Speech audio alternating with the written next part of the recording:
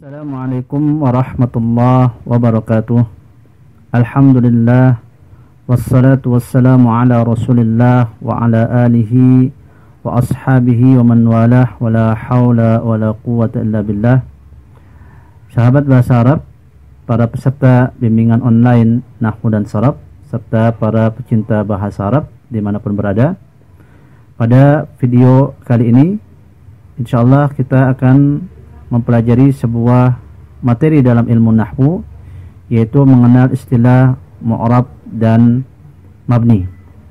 Apa yang dimaksud dengan mu'rab dan mabni? Maka dengan kata lain, pembahasan kita adalah sekitar kata dari sisi perubahan harokat terakhir.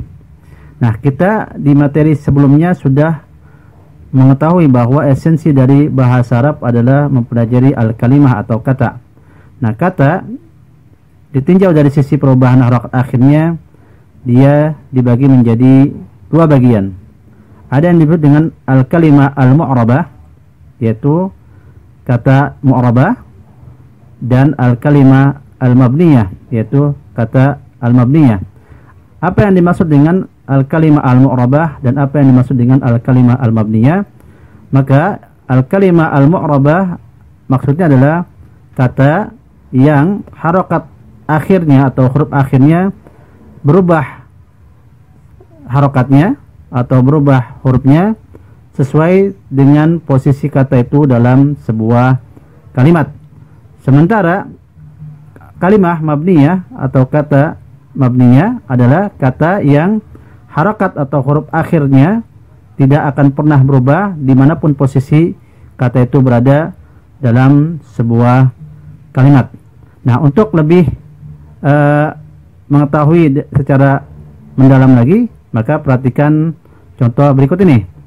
Di sini ada sebuah contoh kalimat hadara Zaidun, yang artinya adalah Zaid sudah datang atau sudah hadir. Maka kata Zaid ini harokatnya adalah dhammah, yaitu dhammatain. Statusnya dia sebagai pelaku dari hadara, yaitu Zaid sudah datang, berarti Zaid adalah pelakunya. Kemudian contoh kalimat yang kedua, darabtu Zaidan, artinya aku sudah memukul Zaid. Maka kata Zaid di sini tanda harokatnya adalah fathah, statusnya sebagai objek. Dan kalimat yang ketiga, marartu bi Zaidin, aku melewati Zaid. Nah, kata Zaid di sini harokatnya adalah kasrah. Nah, inilah yang dimaksud dengan bahwa kata Zaid merupakan kalimah mu'rabah, di mana kata Zaid berubah harokat akhirnya sesuai dengan posisinya dalam kalimat. Di kalimat yang pertama posisinya sebagai pelaku, di kalimat yang kedua posisinya sebagai objek, dan di kalimat yang ketiga kata Zaid diberi kasrah karena sebelumnya ada huruf jar. Inilah yang dimaksud dengan kata mu'rabah atau kalimah mu'rabah, yaitu kata yang mengalami perubahan harokat akhir ketika berbeda posisinya. Ini yang disebut dengan kalimah mu'rabah. Sementara contoh yang lain di sini ada hadara hadza. Nah, di ini sudah datang.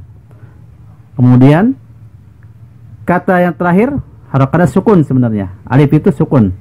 Kemudian darabtu hadza, aku sudah memukul ini. Harokat terakhirnya juga sukun. Dan kalimat yang ketiga, marartu bihadza, aku sudah melewati ini. Harokat terakhirnya juga sukun.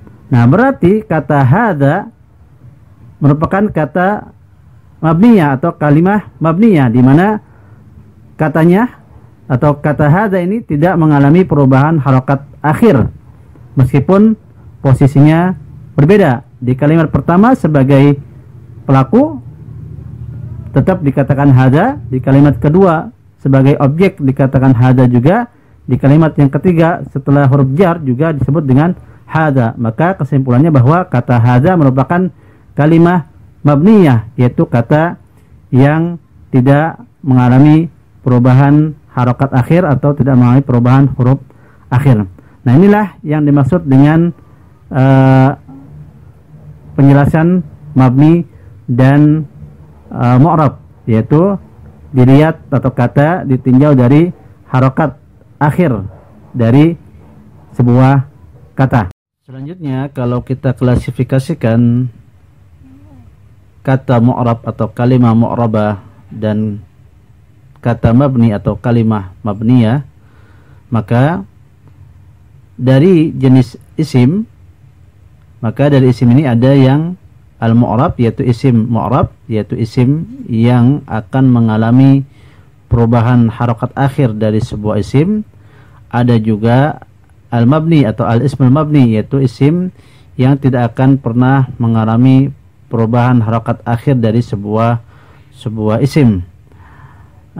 Kemudian al-fi'lu, adapun fi'il, maka fi'il juga sama seperti isim. Ada fi'il yang mu'rab, yaitu fi'il yang akan mengalami perubahan akhir dari atau perubahan harokat akhir dari sebuah fi'il, dan juga ada fi'il yang mabni, yaitu fi'il yang tidak pernah mengalami perubahan akhir dari atau perubahan harokat akhir dari sebuah fi'il.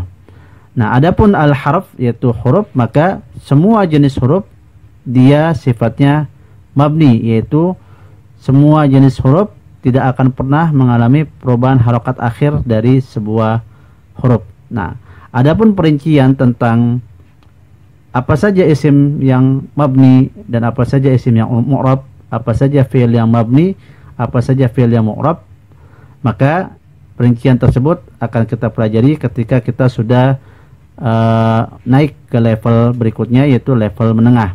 Nah, di level pemula ini yang ingin saya berikan pemahaman adalah bahwa kita mengetahui jenis dari sebuah kata, baik itu isim maupun fi'il, yang sifatnya kalau sebuah isim atau fi'il mengalami perubahan akhir atau perubahan harokat akhir, maka dia disebut dengan isim mu'rab atau fi'il mu'rab.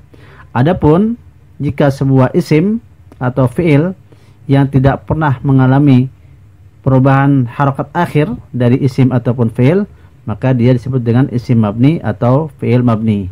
Nah, ini yang saya ingin berikan pemahaman pada level pemula ini, supaya kita mengetahui bahwa istilah mu'rab dan istilah mabni, atau istilah isim mabni atau istilah isim mu'rab, atau istilah fi'il mabni atau istilah fi'il mu'rab. Dan juga kita mengetahui bahwa semua jenis huruf itu sifatnya mabni, dia tidak akan pernah mengalami perubahan harokat akhir dari sebuah huruf. Nah, inilah penjelasan tentang apa yang dimaksud dengan atau istilah mu'rab dan istilah mabni, sehingga kita bisa paham istilah ini, dan pada kemudian hari ketika kita jelaskan istilah mu'rab dan istilah mabni, kita tidak lagi bingung maksud dari istilah mu'rab dan istilah mabni. Atau dengan kata lain, kita tidak bingung dengan istilah isim mabni dan istilah isim mu'rab, atau kita tidak bingung dengan istilah fi'il mabni atau istilah fi'il mu'rab. Dan kita juga mengetahui dengan jelas bahwa semua jenis huruf adalah mabni. Mudah-mudahan penjelasan ini bisa dipahami oleh peserta bimbingan online Nahwu dan Sharaf dan semua pecinta bahasa Arab yang mempelajari ilmu Nahwu dan Sharaf. Saya cukupkan dulu sampai di sini materi kita pada video kali ini. Sekian, assalamualaikum warahmatullahi wabarakatuh.